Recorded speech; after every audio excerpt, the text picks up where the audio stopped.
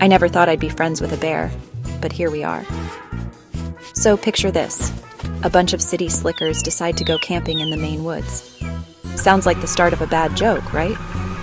Well, it kinda was, but in the best way possible. This is the story of how we accidentally befriended some bears and had the most ridiculous camping trip ever. So, yeah, we arrived at the campsite, and let me tell you, we were about as prepared as a fish in a bicycle race.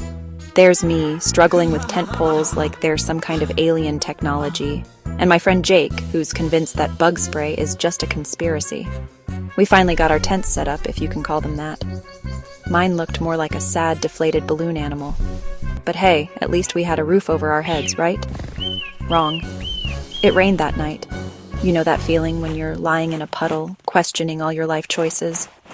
Yeah, that was us. Let me introduce you to our motley crew. There's me, obviously. Then we've got Jake, aka Mosquito Bait.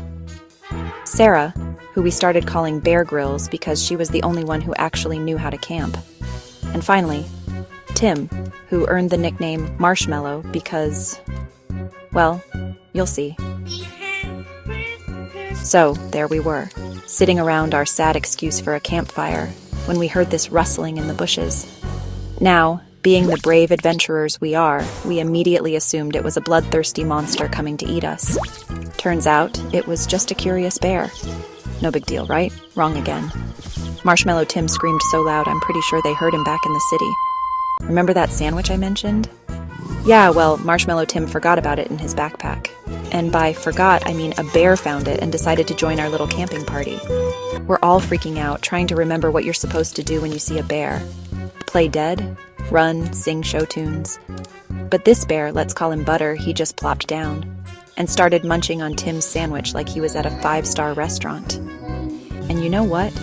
He looked so goofy and happy that we couldn't help but laugh. So Butter the bear became our new camping buddy. And let me tell you, bears know how to party. He took us berry picking, which was less gentle forest stroll and more competitive eating contest. Jake tried to keep up with Butter and ended up looking like he fell face first into a bucket of purple paint. It was like a berry-themed version of that blueberry girl from Willy Wonka. Then Butter led us to this awesome quarry for a swim. Now, I don't know if you've ever seen a bear swim, but it's like watching a hairy submarine with legs. We tried to copy his bear paddle, which mostly resulted in a lot of splashing and swallowing half the quarry. Sarah, our resident Bear Grylls, was the only one who managed to look somewhat graceful.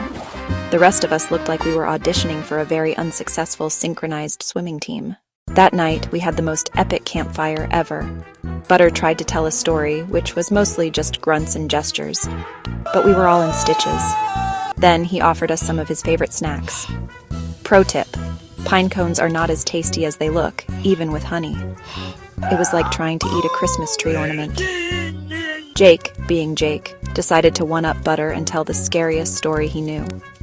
But halfway through, he got so scared by his own story that he jumped into Butter's arms like a cartoon character. Just when we thought things couldn't get any weirder, we heard this strange noise in the middle of the night. Now, instead of freaking out, we formed a search party, humans and bears united. It was like the world's furriest detective agency. Imagine Sherlock Holmes, but with more honey and less deerstalker hats. We followed the sound and ended up discovering this amazing hidden waterfall. It was beautiful, serene, and of course, we immediately ruined it by having a splash fight. Butter, it turns out, is an expert at creating waves. Who knew bears were so good at water parks? On our last night, we decided to teach Butter and his bear friends how to dance. Ever seen a bear do the Macarena? It's both terrifying and hilarious. Sarah tried to teach them ballet, which went about as well as you'd expect. Picture a bunch of furry refrigerators trying to do pirouettes. It was like Dancing with the Stars met National Geographic and had a very confused baby.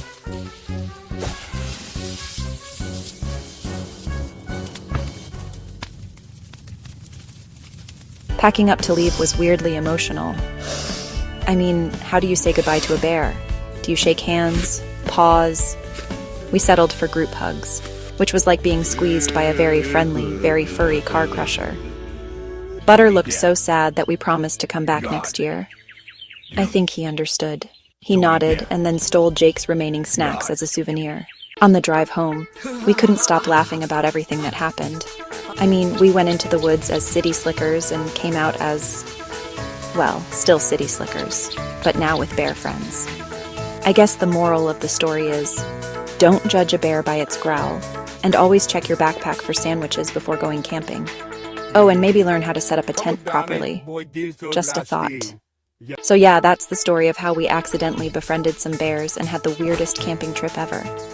If you're ever in the Maine woods and see a bear doing the Macarena, tell him we said hi, and maybe bring him a sandwich. Just not the one in your backpack. That's how this whole crazy adventure started in the first place.